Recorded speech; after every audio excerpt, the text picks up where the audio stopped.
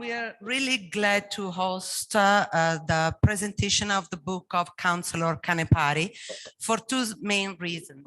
First, because it perfectly matches with the mission of the center that has always been, since its foundation in 1918, the cultural, political, and economic, the promotion, sorry, of the cultural, political, and economic exchange between Italy and US. And secondly, because starting from this year, we are going to organize the first edition of a Festival on American Culture. And for this first edition, we have precisely chosen the topic of the Italian American culture. So this will be a first meeting, let's say, of the festival. And then we have a second meeting with the presentation of the Italian translation of the book.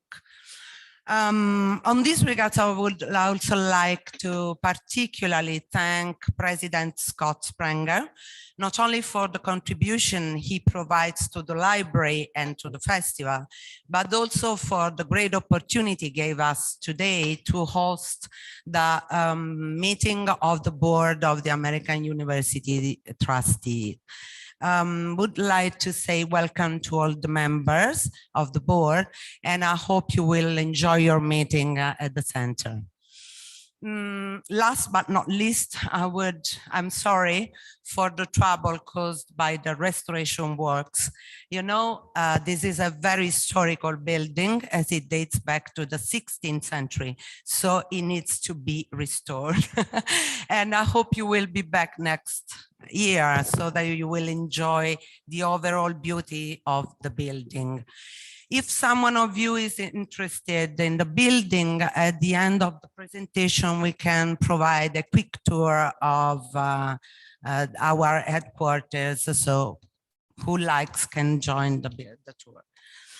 So with no further ado, I leave the floor to President Sprenger. Thank you. Thank you. I'd also like to echo her welcome. Welcome everybody, the Board of Trustees and the general public from Italy to come to this event.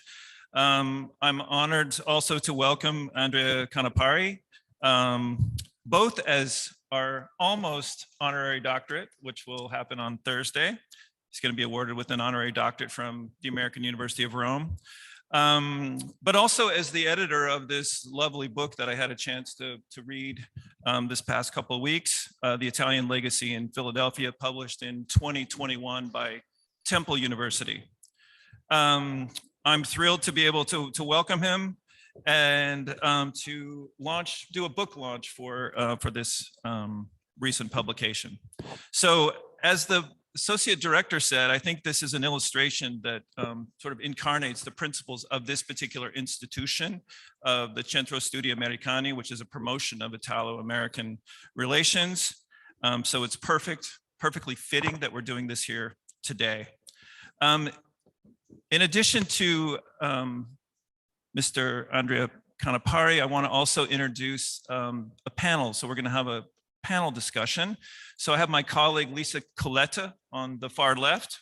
She is a professor of English at the American University of Rome, has written several books and articles, including on the Grand Tour and a chapter in this particular book on Philadelphia.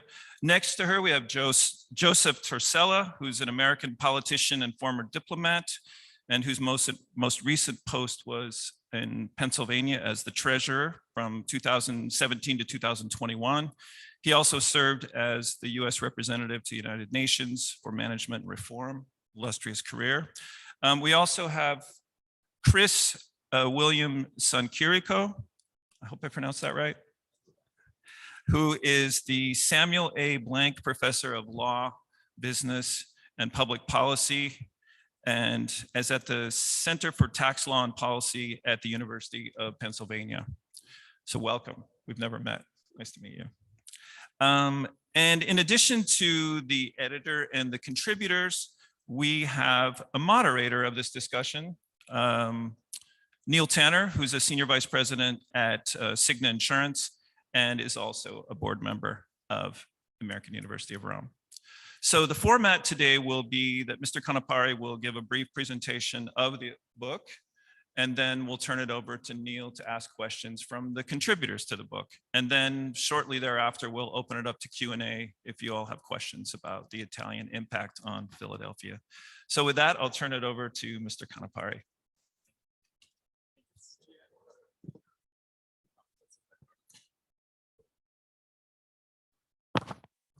Buongiorno, good morning, everybody. I'd like to thank the director of the Center for American Studies of Rome, Roberto Scala, for hosting us, and Associate Director Giusy Desio for her kind words. It's really a pleasure to greet all the audience present, both in this wonderful hall and the early birds who are connecting virtually from the United States. And also here with special mention to ambassadors, Ambassador Raful, and all the diplomatic corps. I especially thank the American University of Rome, its president, Dr. Scott Spangler, for organizing today's presentation, for his very kind words, and also the Board of Trustees for attending. I thank both the president and the board also for conferring on me tomorrow the 2022 honorary doctorate, for which I'm deeply honored and grateful. We are here today to present the book, The Italian Legacy in Philadelphia, History, Culture, People and Ideas, a book project born in 2016 and which is now published by Temple University Press in the United States. And the Italian edition of the book will be ready this year and will publish by the Italian Encyclopedia Institute Treccani. It's a great honor to be in a panel which will be moderated by Neil Boyden Tanner, Vice Chair of the University and General Counsel of the insurance giant Cigna. I thank him for moderating this panel on the book today, in which three authors are also participating: Lisa Colletta, Torsella, and Chris Sanchirico. A double thanks to them for being present here today, for believing in the book project, and for accepting to work together with other 30 authors from different American institutions to sketch in the book a symphony of different voices, all narrating different aspects of the rich cultural, economic, and academic dialogue between Italy and the Philadelphia region. When I assumed my duties as Consul General in Philadelphia, I realized that there was a huge heritage of friendship between the Philadelphia region and Italy, cemented by countless cultural, artistic, social, and historical ties that were nevertheless not understood in their entirety. I thought it was my duty as Consul General to make this heritage of relations known by having scholars from different institutions to tell different aspects of the same story, creating a rich and productive dialogue. The project involved various universities, including two Ivy League universities, such as University of Pennsylvania and Princeton, the great museums, and the great cultural institution of the Philadelphia region.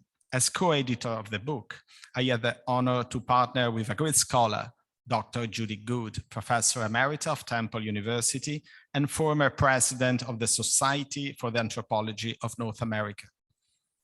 The aim of the book and of the project was to present in a systematic way the story of Italian American in Philly. But it was not only the history of that community. We wanted to tell how the city of Philadelphia had become such a cosmopolitan city and tell it through the lenses of Italianness. We wanted to look at how the Italian American community had changed and impacted the rise and shaping of the Philadelphia region. The book and all the initiatives were entirely financed by private American sponsors, such as American Airlines or KPMG USA, with the only exception of Fedegari Technologies, an Italian technology company in the pharmaceutical sector with a branch in the Philadelphia region. And I thank President Giuseppe Fedegari for being here today with us. I'm highlighting the contribution of the American sponsors to show the wider support enjoyed by the book and by the project, which was perceived as open not only to our old and new Italian American community in the area, but also as open to that vast world of friends of Italy.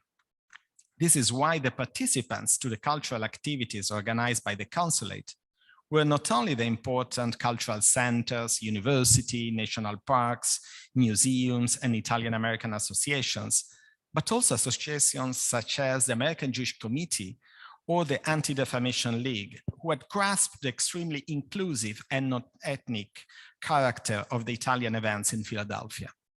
The cultural initiatives became a tool to internationalize the region through the illustration of the Italian roots in Philadelphia, and gave the opportunity to have discussions, for example, about human rights and the common values shared with the United States.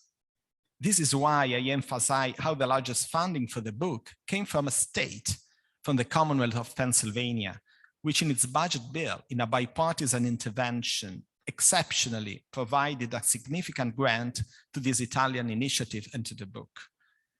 We believe that there is an Italian Philadelphia, to quote the article, a big article actually, written by Paolo Valentino on Corriere della Sera. One of the two journalists, together with the Pulitzer Prize Inga Saffron, who wrote about the initiative and then decided to write in the book. Back in 2014, together with 50 private and public organizations, the Italian Consulate General promoted and organized the first week of cultural events, celebrating the ties between Italy and the Philadelphia region. The week became immediately a month of celebration known as Ciao Philadelphia. Today, Ciao Philadelphia is in its 8th year and has become a permanent annual framework of events where the protagonist is the Italian-American community and how it has contributed to what the region of Philadelphia is today. Ciao Philadelphia, back in the days when I was Consul General and the honor of having a special guest, two Italian ambassadors at the time, His Excellency Claudio Bisogniero and then His Excellency Armando Varricchio.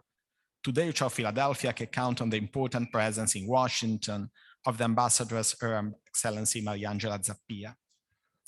There were hundreds of events as part of Ciao Philadelphia, but I want to remember just one, a particular conference in the Consulate General, virtually connecting Philadelphia with Rome and with the Janiculum Hill, with professors and students from the American University in Rome. Today, after the pandemic, we are all used to connect virtually, organizing conferences such as this one, attended by people from all over the world. But back in 2015, it took the determination of Lisa Colletta and Maurizia Garcia from the American University of Rome, which I'm really pleased to see again today, and that I thank, to organize that virtual conference and help creating a living bridge between Italy and the Philadelphia region. The living bridges created through the history between Italy and the Philadelphia region are recounted in the book with a rich photographic apparatus, using archival but also artistic photo by the Italian photographer Joe Martorana, with the aim to photograph Philadelphia as well with an Italian eye. I'm very happy that thanks to you today, we are having the opportunity to tell some of the pages of that story of friendship and collaboration between Italy and Philadelphia. As I speak to you today, I have the great privilege of working in the structure headed by Ambassador Lorenzo Angeloni, which is dealing with the promotion of economic opportunities abroad through the lenses of Italian culture as well. With Minister Cecilia Piccioni, the idea is to create integrated promotion initiatives. It has initiatives as this one that we are discussing today, which start with a cultural element and then open doors to create actual economic opportunities. The founder of a bank, private bank in the US, offered me a slogan that seems to me that perfectly summarize both the book and the spirit of all these Italian initiatives, and also of this conference today. He said, Italy and Philadelphia perfect together. I think it's a beautiful concept. And our book and also today's conversation, I think will explain why. In general, I believe that you want to create opportunities in the future. If you want to do that, you have to know the past in order to understand the present. All the people here today the people highlighted in the book are living bridges between the past and the future, not just between sides of the Atlantic. Making these stories, their stories known, has created awareness and allowed the realization of concrete initiatives, such as the first transatlantic medical degree between the Jefferson University and the Catholic University Policlinico Gemelli in Rome. This is just one of the many examples of bridges that can be created. We celebrate the past to understand the present and create a future of new initiative. I'd like at the end to thank especially my wife, Roberta, who helped me tremendously in shaping all this initiative, my father who support me. This is also, as you know, an Italian event, a family initiative, everybody participated. But I really would like to thank everybody, the American University of Rome, the Center for American Studies, all the panelists, the public here, to start this conversation about creating living bridges. Thank you very much.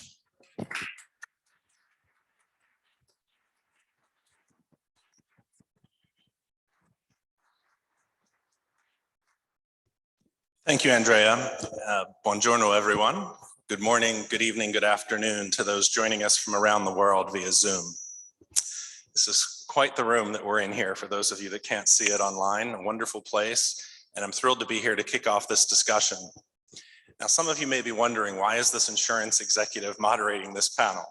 Well, it's actually because I actually connect in one way or another to everyone on this panel. So I'm pleased to call Andrea a friend from many years ago when he was stationed in Philadelphia. Chris and I have affiliations with the University of Pennsylvania, the Ivy League institution in Philadelphia, and I know members of his faculty quite well. Lisa Colletta, obviously professor at American University, former dean, and I've been vice chair and member of the board for over a decade, and I can honestly say one of my favorite members of the faculty, so welcome. And then lastly, Joe Torsella, who I've known for a number of years, was the treasurer for Pennsylvania, which is my home state, friend, fellow board member, and next door neighbor. So, and Joe promised me that if I did this today, that he'd keep his dogs off my rose bushes. So, but in all seriousness, I do hope this will become an open discussion and that you'll all have some questions as well. But to kick us off, I thought I'd just kind of go down the line. And the obvious place to start, Andrea, is with you. And you talked about the writing of this book. You felt it was a duty. And I'm curious, what was your inspiration for this amazing book? What really kicked off the idea? The idea, thank you, Neil. The idea came after hundreds of meetings with the Italian-American communities, the great institutions, friends in this panel. I thought a huge heritage between the two countries, a potential of new opportunities. And I was a little bit not upset, but truly suffering that we were not creating all the initiatives that this great deal of friendship could develop. I felt a moral duty to my country, but also to the great region of Pennsylvania to do more and to let people understand all this potentiality.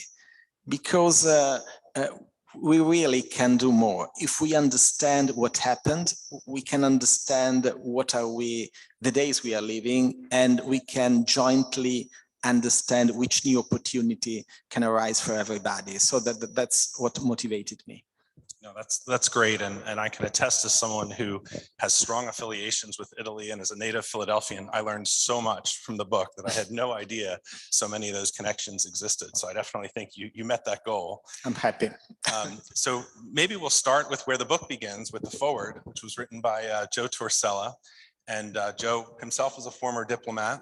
And Joe, in your foreword, you talk about how you viewed this book as kind of a continuation of the great diplomacy started by Andrea when he was in Philadelphia. And I was wondering if you could talk a little bit more about what you meant by that. Sure.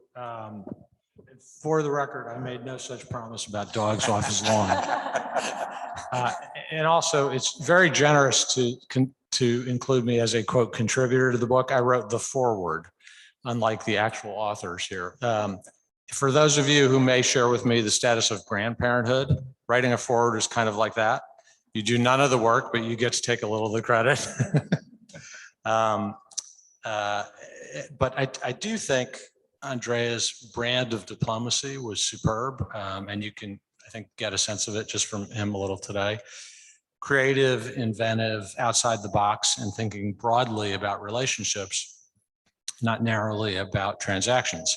And in my judgment, and there are more credible judgments about diplomacy in our audience today, my experience was at the UN, which is different than a, quote, bilateral place. The UN was famously described by Madeleine Albright. She said, to understand the UN, you have to think of it as a company with nearly 120 members of the board of directors, each of whom speaks a different language, has a different set of values and priorities, and has a brother-in-law who needs a job. But even in my time at the UN, what was clear to me is that the kind of conception we all have of diplomacy, that it exists to simply represent a point of view or to affect a particular interest or transaction, is narrow and usually ineffective. That the better way with most things in life is to build relationships before you need to draw down on them, and to think about that broadly. And what Andrea has done with this book, I think, is exactly that. The State Department for years, I think they still do, has a public diplomacy section, understanding that when you kind of broaden and deepen the connections, either between two nations or with a multilateral institution, that you create circumstances in which making a difficult request becomes a lot easier for people to say yes to. And in some ways, I think that's what this book does. It takes, and it's very tempting for cities or places with large Italian American populations to think of just that as the contributor to the place. And what the book does, for those of you who've read it will know, those of you who haven't, you should, is kind of explode that and sort of look back and forward in time, and look across sectors that you'd never expect.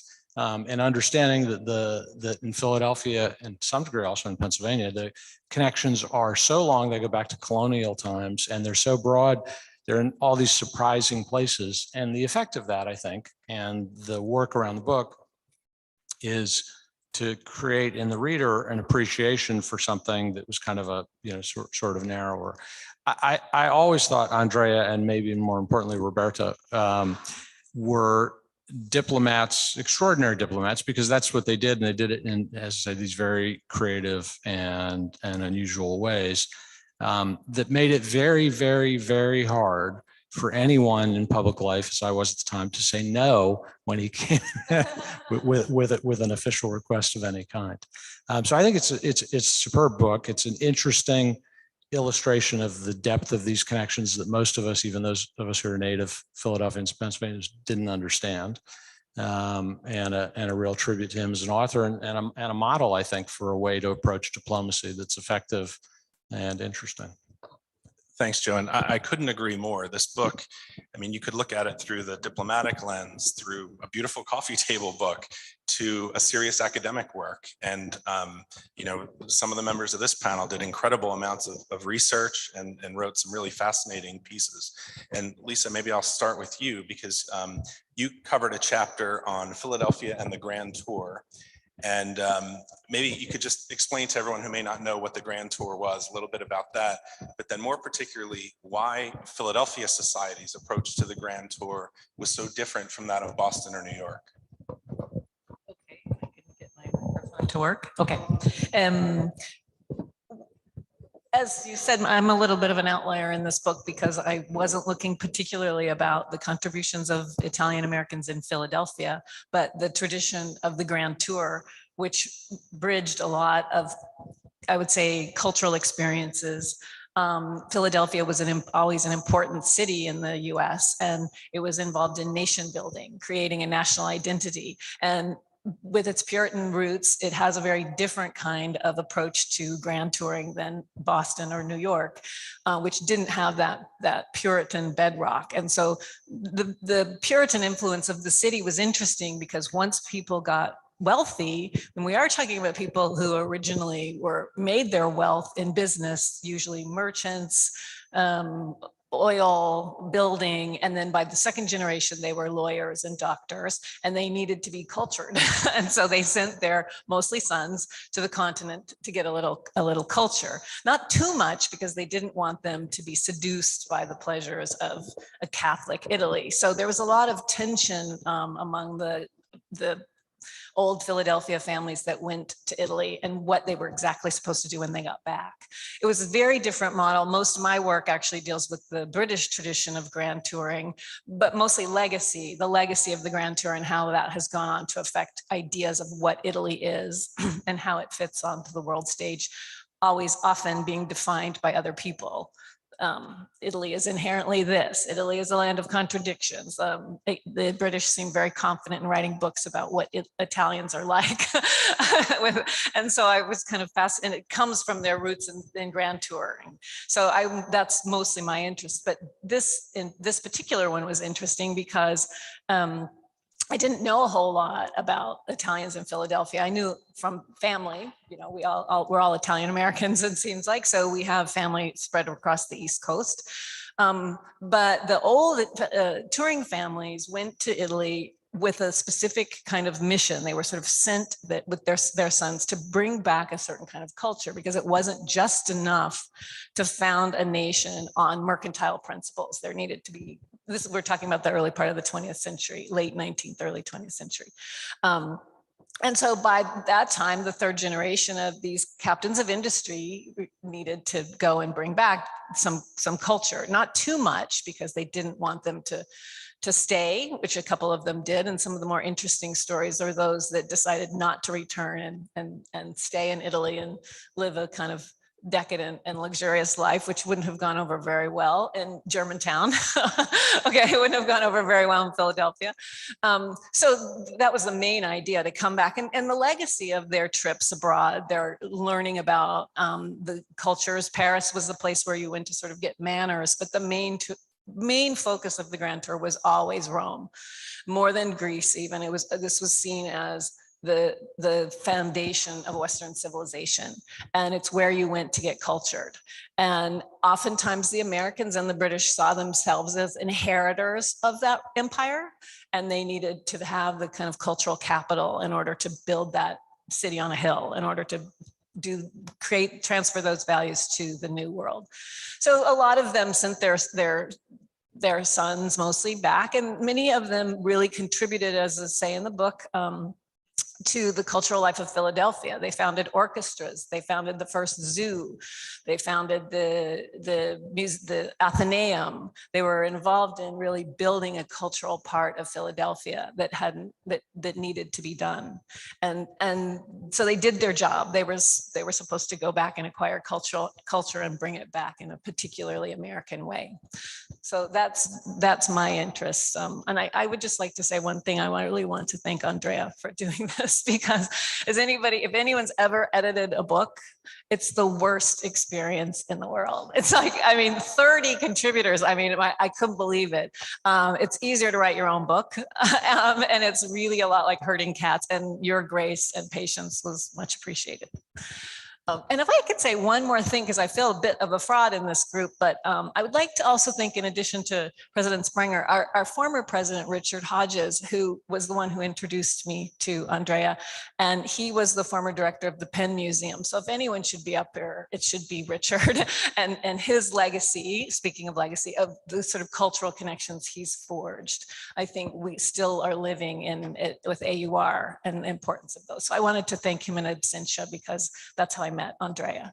So I don't know if that answered your question. You wanted me to talk about George Wirtz, who's the most interesting. I'll come back to okay. Come back to that. No, but thank you, Lisa. And actually, the segue to Penn is perfect, as we turn to Chris, who actually did 2 chapters of the book, and on very different topics. I thought maybe we would start with the chapter on jazz. I'm a big fan of jazz, but I had no idea of the connections between Italy and Philadelphia in regards to jazz. I certainly knew who Eddie Lang was, but I did not know his real name was Salvatore Massaro. That was news to me in reading your chapter. I was wondering if you could just talk a little bit more about these connections to the father of jazz guitar and generally jazz Philadelphia, Italy. Yes, Salvatore Massaro, Eddie Lang, is regarded as the father of jazz guitar. And I guess the question is, why would that be? I think if you were listening to a small ensemble or a jazz band before Eddie Lang, you'd see a banjo. And after Eddie Lang, you'd see a guitar, and you'd also see the guitar featured as one of the featured instruments, perhaps playing a solo. And Eddie Lang he gets the credit for that change. And I think when people say that he is the father of jazz guitar, that's what they are referring to. If you listen to Eddie Lang, you'll hear something very similar to Django Reinhardt. You may know more about Django Reinhardt based on recent movies and things. And that was the sound that Eddie Lang had. And Django Reinhardt was very influenced by Eddie Lang's sound. Eddie Lang is from South Philadelphia. I grew up in South Philadelphia. And there was a gentleman in South Philadelphia named Carmen Azzaro, who used to sing Italian songs to his wife, and I guess a continued wooing of her, and decided that he needed to up his game and learn how to play the guitar also. So he went down the street and took lessons from Eddie Lang. And Carmen Azzaro never became a great jazz guitarist. I guess safe to say he did remain married for a long time. But his son, Pat Azzaro, changed his name to Pat Martino. And I would say unfortunately, up until November of 2021, was probably the greatest living jazz guitarist. And since again, the playing is the thing, what was the difference between Eddie Lang's playing and Pat Martino's playing? Pat Martino, the sound of the jazz guitar played by Pat Martino is more what we think of today as the sound of the jazz guitar. It's a deeper sound, less of a stringy sound. The chords are less chomping rhythmic chords like Django Reinhardt. And the single melodic line is emphasized. And when chords are played, they would be syncopated and so on. And so Pat Martino was absolutely spectacular. When he was playing in South Philadelphia, there was a young man who went to see him play and thought he was the greatest thing since sliced bread with his, this is in the 1970s, with his sunglasses and his attitude and his incredible virtuosity. And that was Jimmy Bruno, who is a fantastic jazz guitarist, also from South Philadelphia, from the same neighborhood. And it actually goes on and on. People who are not necessarily playing guitar, a fellow named Joe Venuti, who is a precursor to Stefan Grappelli. You may be more familiar with the jazz violin playing of Stefan Grappelli, shared a music stand with Eddie Lang back in the 10s. And they went to a pawn shop and they bought a guitar and a violin, and they flipped a coin, and Eddie Lang got the guitar and Joe Venuti got the violin. And they played together for many years, made recordings with each other. There's also the DiFrancesco family, and Joey DiFrancesco in particular is a fantastic jazz organist.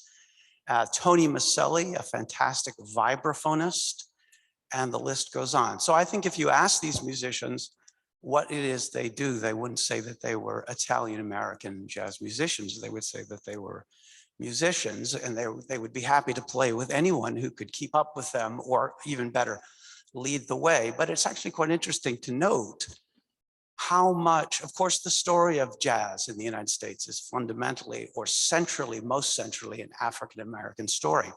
But it is interesting to note how involved Italian Americans also were, how much they contributed also, and how much of the Italian American contribution to jazz comes from a relatively small neighborhood, South Philadelphia. So that was a delight to learn about. Thank you. Thank you, Chris. I was incredibly impressed by that chapter because it's unusual as a local to learn so much about your own home from that. So thank you for that. So Andrea, it's clear you pulled together some amazing contributors for this book, covering everything from politics to the arts, music, the private clubs of Philadelphia, really the whole gamut. And I'm wondering how you assembled this incredible collection of individuals.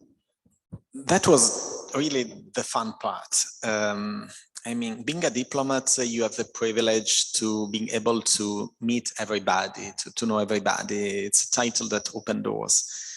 And it's also a duty because you are compelled to do that efficiently. But it's really a pleasure to meet all the people and listening stories. And after a lot of people, for example, were telling me stories that they felt their moral duty to tell those stories to me, because if they were telling the story would have been saved. For instance, one of the story was then written in Chris' chapter about UPenn. I don't want to spoil the surprise, but in an Ivy League institution, I understood from some of the people that witnessed how an Italian doorman, a poor immigrants that came without any resources to the US, was able to make his living in Philadelphia, being had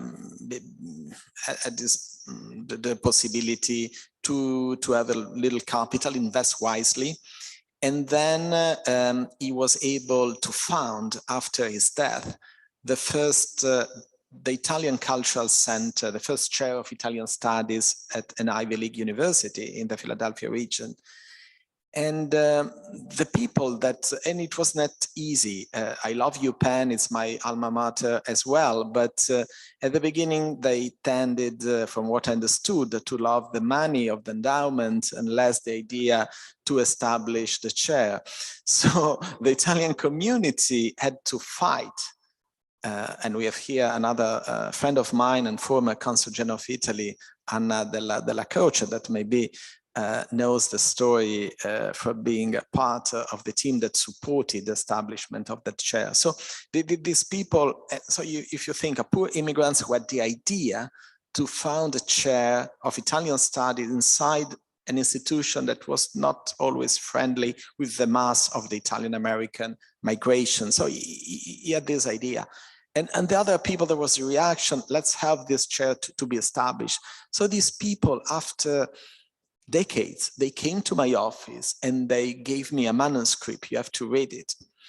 And I did not do it immediately because I was extremely busy. But after years, actually, I grasped what happened. So I shared the story with Chris and asked him, please insert it in the book. That's just an example. But there were so many fascinating people from South Philadelphia, but from the great cultural institutions, and everybody was adding a piece. So that was really, really important to me, to create these frescoes and let these stories to become permanent, to be saved from time, because otherwise it's gone. I mean, so it's important to put it together, even architecturally. There was on the back of Market Street, I think that there is the kind of a copy of the Bridge of Sighs from Venice, and I've never been there. Nobody had any clue about that Italian inspiration, but Inga Saffron wrote an article about it and wrote it, and we put the photograph in the book. So there are so many elements, and also the mass migration. I'm happy that there is here another expert of Italian migration, Eugenio Marino. We are working to create other initiatives to let these people, these stories to be known. And he knows how sometimes Italian high culture and mass migration are looked, even by Italian Americans, as some different words that do not have anything together. Well, actually, on the contrary, they are the same. They have the same values. they have the same love of working seriously to respect the family and create a better place for the family and for the society. It's how Philadelphia was improved in a sense by Italian Americans. So knowing all these stories, listening these symphonies from so many voices, then we had to work to put it in a book. So we did with events, and we had hundreds of events from all the institutions that they wanted to be part. But then I felt the moral duty, let's write the book. And I work with Dr. Judith Good, and she made a tremendous effort also to create a symphony with all the US academic standard. And I wanted the story to be published by an American university press in order, because I believe that this story it's a serious story and should be wrote and published by an American press, university press, in order to let everybody grasp the importance and the seriousness of the story. And all the great names we are in the book, are part of the story and to create new stories. I'm glad you commented on the Italian-American experience in the book, because I think that's another really important lens. Some of the rags to riches stories, some of the stories of wonderful contributions, whether in the arts or the donation that you referenced, stories that frankly haven't been told enough. And I want to turn back to Joe, because you are an Italian-American from Pennsylvania. And I was curious about your reaction to the many stories of the Italian-American experience, and maybe how that might relate to you or your family. Sure. Well, yeah, and I live outside of Philadelphia now, but I grew up in a different part of Pennsylvania, which has a very varied sort of geography, social and political, in a small town in the central part of the state called Berwick, Pennsylvania. Pennsylvania broadly, you can think of as Philadelphia, Pittsburgh, which has a much more Midwestern quality, and then what sometimes, usually by political commentators, gets lumped together as the rest of the state, which is very rural and different. And I grew up in that part and have been a Philadelphian by kind of adoption roughly since my college years. But the elements of this story were broadly true in the part of the state that I grew up in, and are broadly true in Western Pennsylvania, which also has a large Italian-American population, but with some differences. Philadelphia, I think you have to appreciate for the early United States, Philadelphia had extraordinary importance in every kind of way. Philadelphia was the largest city in the British Empire outside of London at the time of the American Revolution, larger than anywhere else, including in what's now the UK, and was often called the New Athens. And I think because of that, there's sort of there's this back and forth between Philadelphia and one of its kind of model cities, Rome, in a way that might not have been true in the rest. Put it this way: in the town I grew up in, of 5,000 people, Berwick, Pennsylvania, no one in any generation went on a grand tour. But so Philadelphia, though, does have this, and we think of it now, it's a wonderful city, but try and understand what it was for most of its early existence, which is a kind of New World Rome. And I think that's sort of a special overlay. I think the other thing that might be a little different, one of the wonderful things about this book is it says the way we think of kind of the Italian influence in any part of the United States tends to be thinking about immigration and the surge of immigration at the end of the 19th and early part of the 20th century. And that's understandable, because that's probably why, that's where most of us, can date our Italian-American status to. And it's wonderful, but to some degree that obscures this longer, bigger tradition of Italian and American exchange of influence that has literally shaped the entire world around us, whether it's, architectural and Palladian design, whether it's political concepts, whether it's fashion or commerce or jazz. And all those things were true in the part of the state I grew up in. I mean, the founding of institutions, the prominence in commerce and politics and culture, just not in such kind of resounding and celebrated ways as they are in Philadelphia. But I think the outlines of the story are absolutely true. Pennsylvania itself has about a 10% Pennsylvanians or Italian American, and it's true to greater or lesser degrees around the state. But I think there's a more universal story here that I think has implications way beyond Philadelphia and Pennsylvania. Great, thanks, Joe. And moving to the other side of the Atlantic, back to Italy, I'd be remiss if I didn't point out the American University of Rome is on the Janiculum, a beautiful location. If you have not been, please come visit us. But I was really surprised, Lisa, to read in your section a connection between Old Philadelphia society and the Janiculum. And I was wondering if you could quickly comment on that. Okay, sure. Actually, in this very building that we're in, because this is where the Wurzes lived, in the Palazzo Mattei, and with great extravagance, as you can imagine. And George Wurz was a part of the American delegation to. He was a young man who was perfect for the Grand Tour. He was not particularly intellectual. But he had great manners and great taste, and had an interest in the larger world. So he was. Early on, he followed a diplomatic career, and he was in Rome for a while. Then he was in St. Petersburg.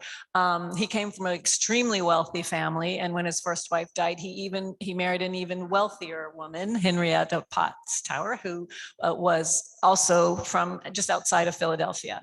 And here they created in this palazzo a salon that stupefied everyone in that era of unbelievable wealth. Their collection was outrageous, much of which, after George died, Henrietta went and she donated to Mussolini, as well as the Villa Sciarra, because when they left this, they didn't own this palazzo. They bought the Villa Sciarra, which is just across the street from AUR, from the American University of Rome on the Janiculum.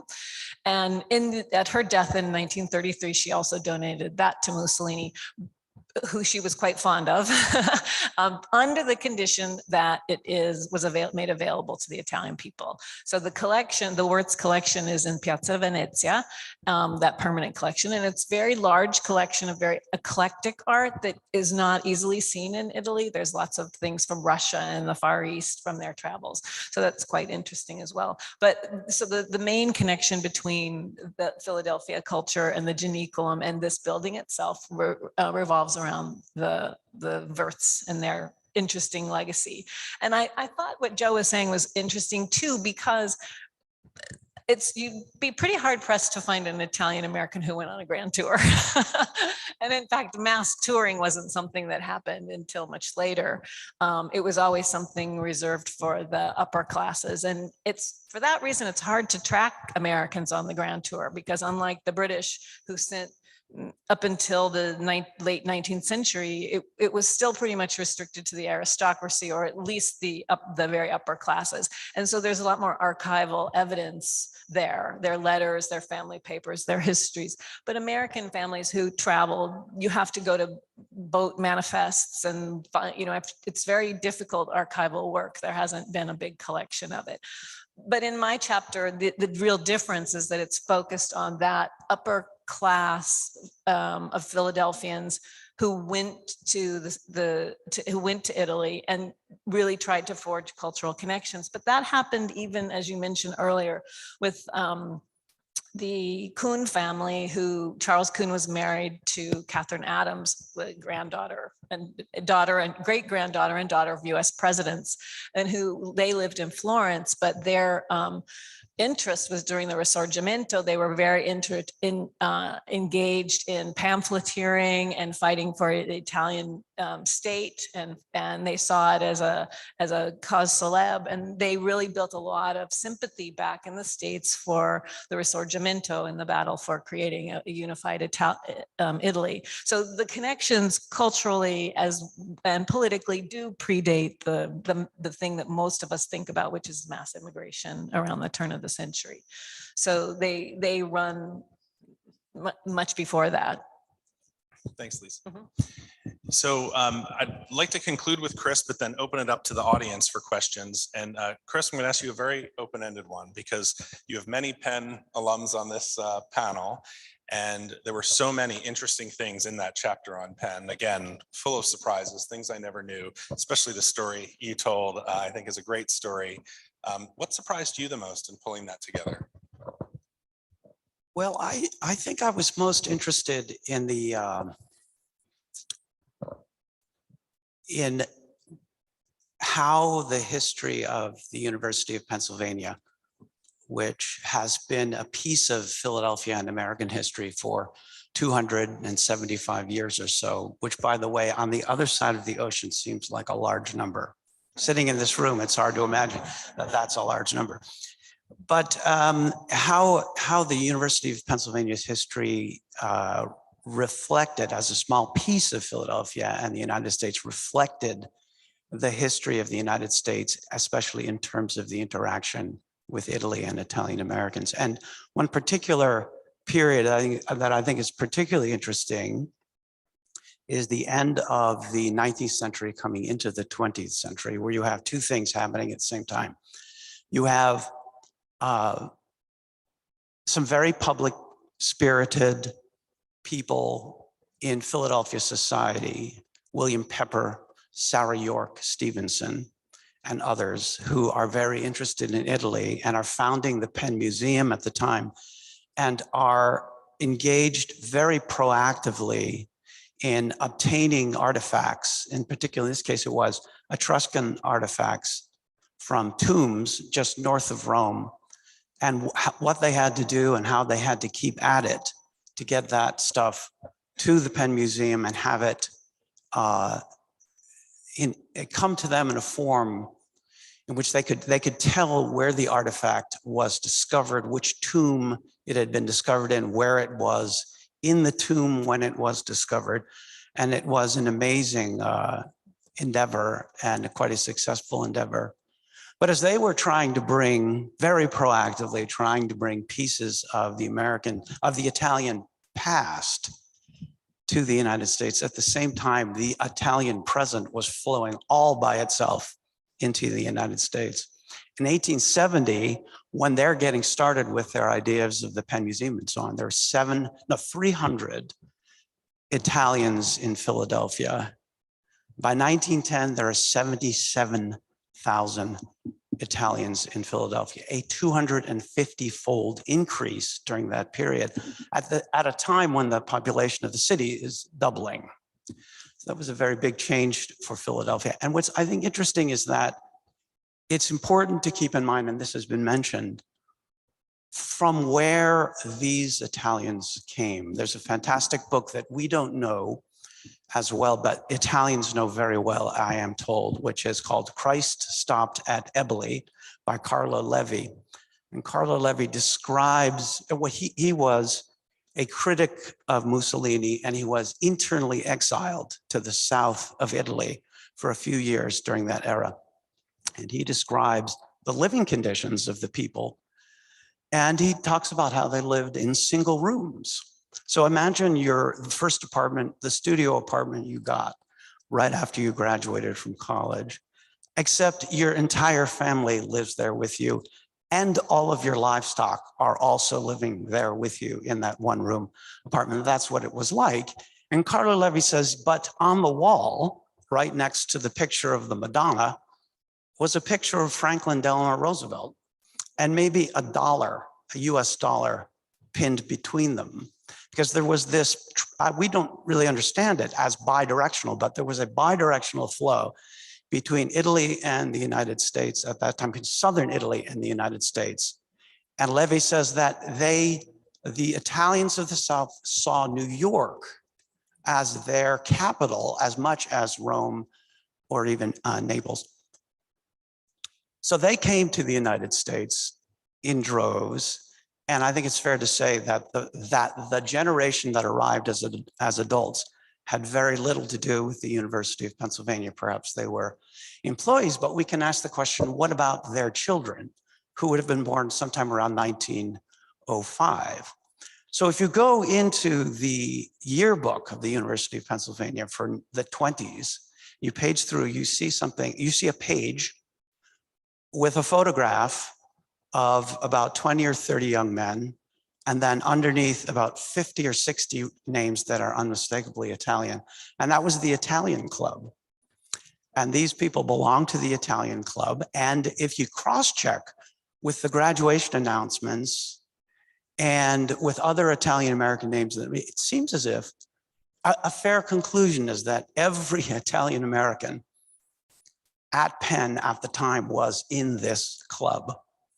A question that is why was that so? I think there are several reasons. One reason is, I think we have to remember that at the time that these photographs were snapped, Congress was passing immigration restrictions that were on the surface generally applicable, but just below the surface were clearly against immigration from Southern Europe. And I suppose, you know, there's nothing like joint opposition to create coherence. And perhaps then all of the Italian Americans grouped together in this club. And another reason, I think, the second reason I think that the club was so popular and so almost unanimous was that we believe it was created by a very charismatic professor at Penn named Domenico Vittorini, who was at Penn for 40 years, from roughly 1920 to 1960, taught Italian and did research on Pirandello and also on Dante, and was regarded as the major Italian-American presence on campus during that time. He is now celebrated. There are scholarships in his name, prizes in his name. And when Penn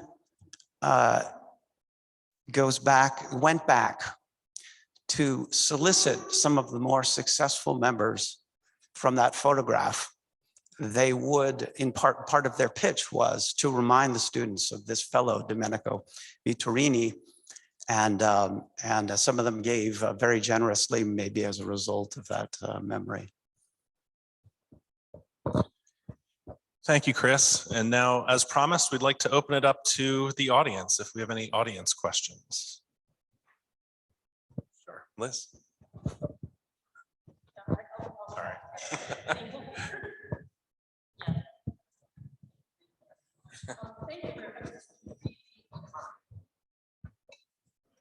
Oh, they can't hear on the video. Thank you very much for this. It was really interesting, and it sounds like you all uncovered stories that you maybe hadn't anticipated uncovering.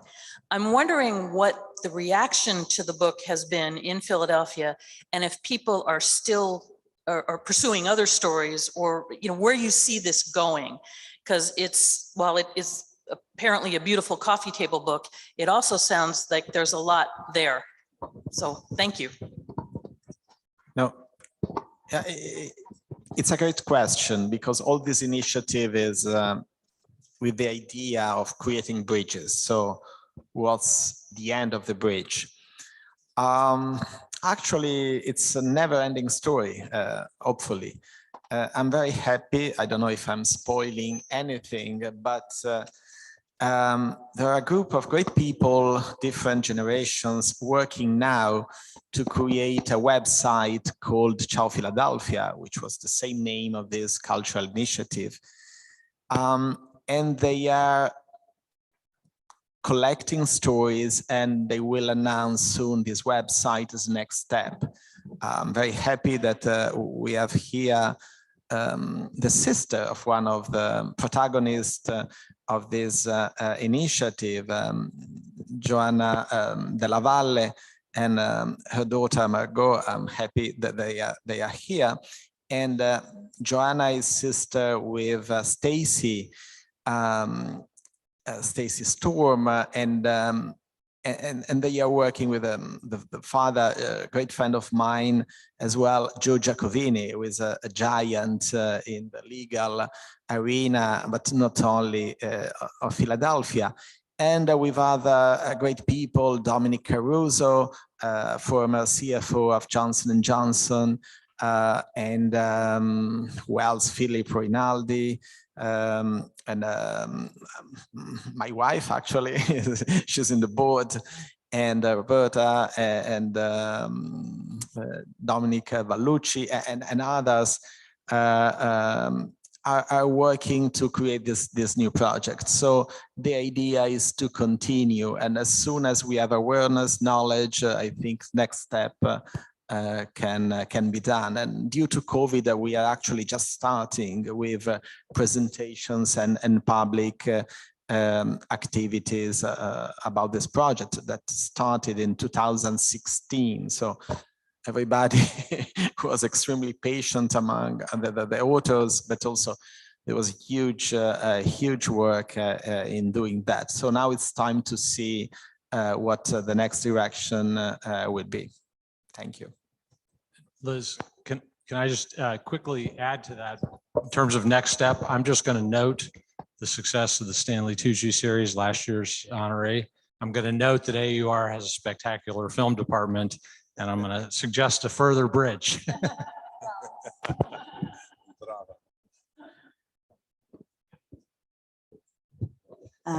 Thank you again. I echo the thanks. I have a suggestion and a quick question. Bart Giamatti, former president of Yale, who got a little distracted by baseball, once tried to organize a bunch of college presidents because he wanted to study the number of Italian-American presidents, and there are a great number of them, to assess the impact of Italian-Americans on higher education. So a suggestion. But the question I have, it also goes to you, Joe, who are in central Pennsylvania, but what were the demographics in terms of the jobs of what the Italians were doing when they came to Philadelphia? I know mostly people whose forebears, like my grandfather, came here and worked in the mines. So many of them worked in mines, even though I believe my Italian family were highly literate and actually had semi-professional jobs here in Italy. But were you able to study that in the book of what people did in Philadelphia when they came, other than the delightful story of be musicians and other things? Well, it depends also. There are 7 layers of Italians that came to Philadelphia, and with very different backgrounds and expectations. So the early ones were merchants, especially from Genoa, or intellectuals who brought ideas for the new republic, and they started very successful trades. Then we have the big migration. And of course, as you were mentioning, some of them, the majority went in Pennsylvania working in the mines. I remember terrible stories. I had the duty to witness Monongah in West Virginia, the border with Pennsylvania, where one of the greatest tragedy of Italian-American miners, actually Italian miners abroad, happened. And hearing that story, it was really painful. And but from that story, success came. For instance, our friend, I'm looking at Joanna, Chuck Pennoni, his family came from Scranton, where nearby President Biden came from, Scranton, Pennsylvania, that they went to hardworking job for the mining sector. And then he created a 1,000 engineering firm, and he was president of the Association of US Engineers. So, I mean, that was possible. That was possible. All this, and now we have the doctors and scientists that are coming to Philadelphia to work in hospitals and research institute. So different backgrounds, different beginnings. It's very different to work in a mine near Scranton or Monongah, or going to Children's Hospital or some other fancy because they are research institutes, but the values are the same. Hardworking people, creating bridges, connecting through the past, even if sometimes, especially the new generations, they are not aware of that. I mean, they sometimes they don't grasp it, but actually they are part of a common part. And I believe that opportunities will arise if we have this path, if we follow institutions such as the American universities. We had great discussion with his president, how they are creating bridges, how they are mixing cultures and approach of life. So that's my take. Thank you, Andrea. I think we have time for maybe one more over here. Paola? Thank you. I'm very grateful for the last two questions because they fill out a bit of what I would like to ask. The first question asked how the Philadelphians have seen this book, and I would like to follow up with asking how Italians are seeing this book. And the second question talked about class. And I think that both of these things, now, even though I sound 100% English, which is obviously my education, I look and I listen to this with Italian ears because I'm Roman. So I want to ask, you talk about Philadelphia as distinct from DC and New York, yet Philadelphia has more in common with DC and New York than Genova has with Napoli, than Napoli has with, etc. So where the people are coming from, and what I've noticed in the discourse is that you've got an upper class helping unity of Italy, which is a northern idea, and which idea arguably pushed out the South and impoverished them and forced them into America. So I imagine actually that all the great cultural things that have been done in Philadelphia are done exclusively by Southern Italians from the Magna Grecia. Is that right? Well, I don't think exclusively is a strong word, Okay. but I think just given the nature of the mass immigration and where it was from, as has been discussed, it has an enormous Southern Italian influence, except that when you go out of that period and you sort of look backwards and forwards, you see you see more variation in earlier periods and later periods, I think. Yeah, I'd agree with that. I also think, as Lisa alluded to, our Quaker roots make us quite different in Philadelphia from those other places. But nonetheless, I think you could argue each massive wave of immigration going all the way back from the English to the Germans, to the Italians, to modern day, the Vietnamese, and each has brought with it its own wonderful contributions to our society that have created this really unique grand experiment, as it was called by our forefathers. And I think we've all benefited from that immensely. And the Italians play no small role in that, a very big role. And I could follow up a little bit on that in the sense that there's a, as I said, my interest in actually the next book I'm working on is Made in Italy, and the way that Italy has been defined by other people and sort of consumed in that way. And so it's very interesting because even the wealthy expats that not just grand tourists, but then decided to stay, that were writing about during the Italian unification. It's very interesting because in many ways it's deeply rooted in the idea of the inheritance of the empire, of Roman Empire. Who are going to be the next? Athens on the hill. I mean, Boston calls it the Athens of America as well. Who's going to be the next one? And I would say Anglo-American culture really saw itself as the inheritors of that. So regular Italians who were there, the fact that they'd been overrun by popes and every other, king empire, kingdom, was a sort of evidence that, well, the regular Italians aren't really the real ones. The real ones were back in history, right? And so there's a nostalgia associated always with what Italy was and what it actually is practically. And it often overlooked the people who were in the landscape. They just sort of happen to be picturesque, and so, but the grander narratives that they were writing about empire and identity often left the regular Italian people to be represented as either shepherds or charming or rustic or more authentic than the Anglo-American world was, or thieving innkeepers or rude waiters or things like that. So they get represented in a very different way in the literature of grand tourists. I don't know if that answers your question, but and I'd like just a quick comment about Washington and Philadelphia. I do believe there is a specialty about Philadelphia. There is a monumental book, Puritan Boston, Quaker Philadelphia. It's fascinating for everybody.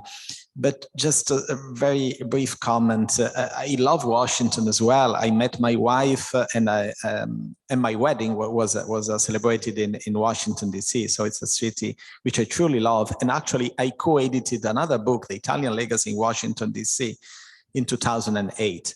But if you go to Washington, the center of Washington, it's called downtown, as of this, all the center of American cities are called downtown. And in downtown, you basically work and you find public offices. One of the exceptions in Washington, the first building was made by Italian, and it's the Watergate, actually. It was made with capital from Vatican and Roman investors, built by a Milanese engineering company. And it's the first building in Washington with apartments, commercial offices, and shops together. But usually you don't find that in Washington. You are not used to find that in Washington since the foundation. But in Philadelphia, you don't have a downtown, you have Center City, which is, I believe, the Italian, at least I brand it as the Italian translation of Centro Città. Centro Città is a completely different concept. It's what you find here in Rome or in every city in Italy, a place where you work, you live, your shops, you have schools all together.